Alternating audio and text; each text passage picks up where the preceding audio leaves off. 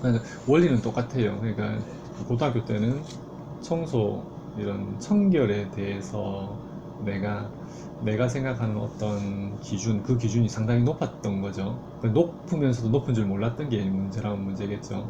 되게 높은데, 아, 내가 너무 지나치게 하고 있구나, 이런 거 알면은 안 하려고 하잖아요. 근데 몰랐고, 이게 하려고 하다 보니까 어느샌가 힘들어지는.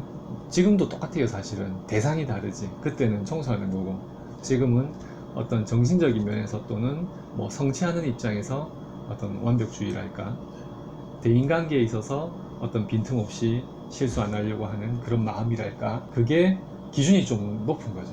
근데 지금까지 내가 그게 높은 줄 모르고 하여간 어떤 내 나름대로는 최선을 한다고는 하는데 그것도 뭔가 모자란 것은 아닐까라고 하면서 또 생각이 또 많이 일어나는 것일 수도 있거든요. 그죠?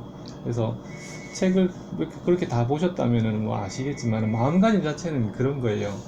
인간관계에 있어서 내 할 도리를 다 하고 그 나머지 것은 뭐 결과가 좋든 나쁘든 그건 뭐 사실은 내 손을 떠난 거잖아요. 내가 할 일은 그 상황에서 그냥 최선만 다하면 이제 그만인데 지금 이제 그 상황에서 내가 이걸 최선을 다했냐 안 했냐 뭐 이런 의문도 생길 수도 네. 있을 것 같고, 그죠?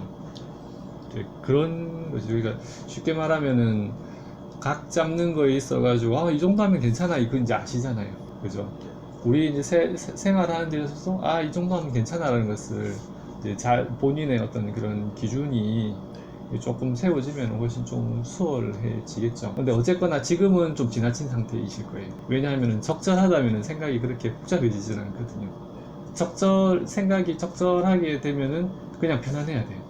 근데 지금은 생각이 많이 일어날 뿐더러 그 많이 일어나는 생각을 보면서 내가 힘들잖아요. 그럼 지나친 거예요. 그러면 이게 그런 강박 행동이라, 그 고등학교 때는 그걸 강박 행동이라 할 수 있을 것이고, 왜냐면 행동으로 드러나니까. 지금은 강박 사고라고 할 수 있을 거예요. 강박 사고, 이제 생각적인 면이니까. 차이점은 이건 눈에 보이고 이건 눈에 안 보여요.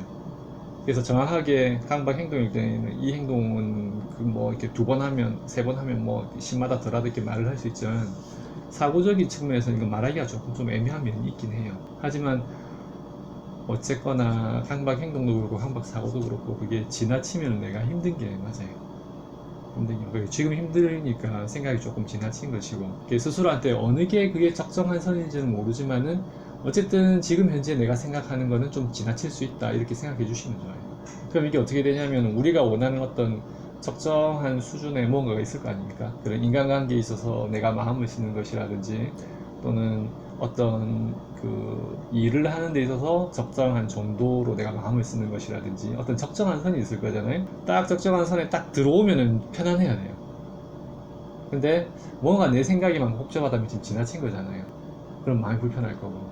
그럼 이제 그때 내 스스로한테 한번 그 내 상태를 한번 이야기를 해주는 거죠. 이렇게 마음이 복잡하고 좀 지나친 것일 수 있겠다. 그러면서 조금 힘을 빼보는 거예요. 좀 일부러 애써서 좀 신경을 좀 덜 써보고 그러면 이게 좀 떨어지겠죠. 적정한 수준까지 떨어지면 좋지만 보통은 좀 지나치게 떨어질 수도 있고 뭐 그렇거든요. 지나치게 떨어지면 또 지나치게 내가 무관심해서 또는 너무 지나치게 내려놔서 또 문제가 생겨요. 적정함에서 벗어나면은 많이 벗어나면 다 문제가 생기기 마련이거든요. 그러면 너무 지나치다가 조절해서 너무 또 떨어졌다가 또 다시 내가 조금 좀 뭔가 좀 노력을 해서 또 올리고 이러면서 이게 좀 그 어떤 사이클을 이룰 거 아닙니까? 그러면서 점점 이렇게 성찰만 할 수 있으면 내가 책을 읽으면 지금 뭐 성찰하고 이런 거 아실 거잖아요. 이런 내 자신을 돌아보고 어떤 마음의 가짐이 필요한지 음양관 뭐 이런 거 다 아실 거잖아요. 그렇게 됐으면 이게 점점 수렴을 해요. 적절함에. 근데 이 과정에서 필요한 게 뭐냐면 크게 3가지인데 명상을 조금 해야 되고, 왜냐면 그 생각을 쉬어보지 않았잖아요. 그래서 뭐 책에 또 간략하게 설명이 되어 있지만 사람이 생각을 할 수 있는 위대한 능력이 있는 반면에 생각을 거쳤을 때 그 고요함 속에 뭔가 바른 분별을 할 수 있는 그런 또 능력이 있어요. 생각을 쉬었을 때. 근데 생각을 쉬는 연습을 현대에 하는 사람들은 드물거든요. 명상 이런 거 따로 연습하지 않는 이상. 아니면 그런 아주 고도로 집중을 해야 되는 그런 훈련 같은 거 할 때는 딱 거기 집중되잖아요. 아주 힘든 훈련할 때. 그 상태가 명상 상태랑 되게 유사해요. 그러니까 내가 뭐 이게 뭘 하는데 정신을 딴 데 팔면은 내 생명이 왔다 갔다 할 수 있는 그런 상황에서는 거기에 집중할 수밖에 없잖아요. 그죠? 그런 상태죠. 어떻게 보면 다른 잡념들이 다 떨어진 상태. 근데 그게 아주 힘든 훈련을, 마라톤 하는 사람들은 아주 좀 극한 지점에 가면은 그런 어떤 그 다른 잡념들이 다 떨어진 상태, 이런 걸 느낀다고 그러거든요. 근데 암벽 등반하는 사람들도 손 내가 잘못 놓치면 다치니까 아주 집중된 상태를 유지할 거고. 근데 이제 그거는 이제 그런 상황에 들어가야만 그렇지만, 내가 평상시에도 좀 편안한 상태고 잡념들이 충분히 올라올 수 있지만 가능한 한 그런 잡념에 영향을 받지 않고 하나의 대상에 마음을 모으는 연습을 조금씩 해나가면 그게 늘거든요. 근데 나 훈련할 때 처음에는 못했지만 그걸 반복 연습하면서 잘하게 되는 원리하고 똑같아요. 그래서 명상이 필요하고, 그 다음에 기본적으로 좀 배경 지식이 좀 있으면 좋아요. 그러니까 책을 읽으셨기 때문에 책을 그렇게 다 보셨으면 배경 지식은 지금 적지는 않으실 것 같아요. 음양반, 해동내 달동네 뭐 이런 거 명상하고, 그 다음에 조금 경물하는 거 하고, 이제 요걸 바탕으로 해가지고 이제 성찰을 해 나가시면 돼요. 내 삶을 뭐 일기도 쓸 수 있고 뭐 이런 식으로 해 나가면 되거든요. 그런 증상들이 나타날 때는 이제 스스로 이제 아실 필요가 있죠. 아, 내가 지금 뭔가 좀 긴장을 하고 있는 것일 수도 있겠다, 이런 식으로. 그래서 이 몸이, 저희 성의, 정심, 수신 아시나요? 그냥 이래도 성의가 뭔지 정심이 뭔지 수신이 뭔지 아시겠나요? 이게 몸과 마음이 사실 굉장히 정교하게 움직이거든요.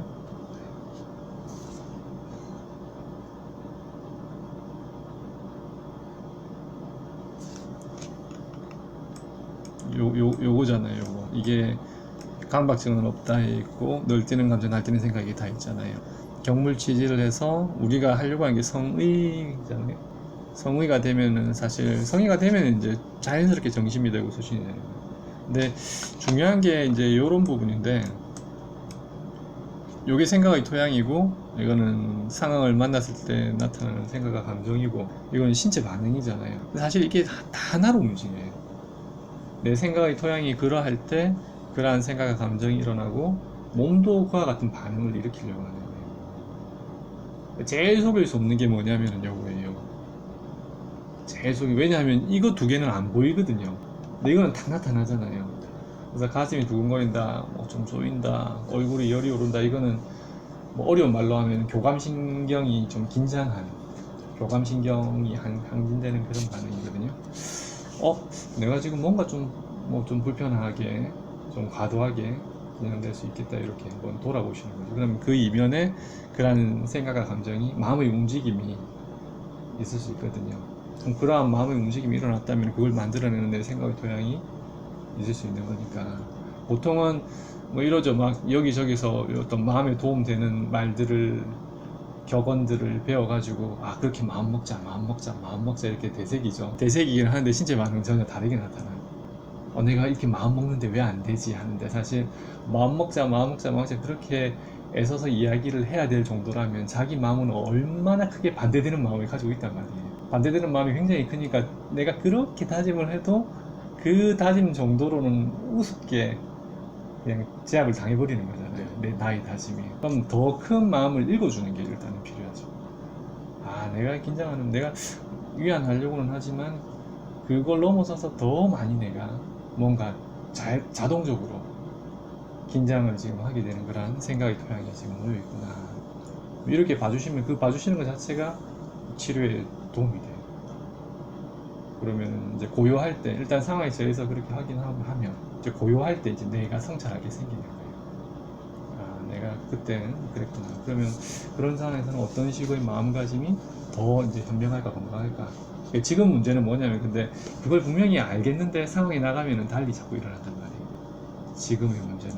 근데 이제 그거는 좀 이해를 하셔야 되는 게, 습관이 잘 안 바뀌어요. 속담도 3살 버릇 8가지 간다는 말이 있잖아요. 보통은 그렇기 때문에 그냥 포기하고 그냥 살아가는데, 그냥 안 바뀐다고. 근데 지금 뭔가 좀 변화를 위해서 멀리서 이렇게 왔잖아요. 그럼 이렇게 이제 변화의 뜻을 가진 사람은 변할 수가 있어요. 시간은 걸리지만. 그래서 고요할 때, 편안할 때, 공부 방법은 딴 게 아니에요. 편안할 때 내 마음을 성찰하고요. 편안할 땐 다 아는 것 같잖아요. 아는데 안 돼요. 지금 7계시니까 하는 네. 이야기죠. 편안할 땐 다 아는 것 같지만 사실 상황이 저에서 움직여 봐야 이제 내 마음이 진짜 드러나는 거예요. 편안할 때는 누구나 다 편안하죠. 일이 없어서 편안한 거는 3살 먹은 아이도 할 수 있는 거. 사실은 편안할 때 내가 다 아는 것 같지만은 그게 몰라요. 그래서 편안할 때 다 알 것 같다고 해가지고 마음을 놓지 마시고 내가 지금 이런데 다음번 상황에서 내 마음이 어떻게 움직이는지 한번 보자. 뭐 요렇게 조금 마음을 가져가지고 다음번 상황에서 잘 대처하고 있으면 그건 좋은 일이고 조금 뭔가 미흡함이 발견되면은 내가 안다고 여겼지만 아직까지는 좀 그런 다른 면이 있구나 하면서 이제 조금 자신 또 겸허하게 하면서 또 성찰해보고 이러는 것이죠. 그다음에 완벽주의는 되게 힘들어요. 완벽주의는 사실 있을 수가 없는 일이고 완벽하면 물론 좋지만 뭐 알고 계실 거예요. 이거도 우리가 할 일은 그냥 내가 할 수 있는 만큼 최선을 다하고 나머지는 그냥 하늘이 맡기는 거죠. 근데 자꾸 뭔가 완벽하려고 마음이 흘러간다면은 그 마음이 있을 수가 있거든요. 그 마음이 내 생각의 토양이 있을 뿐 아니라 내가 뭔가 아직까지도 내가 이 목표로 하고 놓지 않고 있는 것일 수도 있거든요. 그러한 상황에서는 그걸 한번 또 봐주시는 거죠. 내가 아직까지도 그런 끝없는 완벽주의를 내가 원하는 것은 아닌가. 그럴 때 상황에 대해서 움직이는 마음을 보면서 그럴 때 한번 읽어주시면 그 자체가 또 치료가 돼요. 그 자체가. 책을 그렇게 보셨으면 방향은 아마 잡고 계실 거예요. 시간이 필요하지.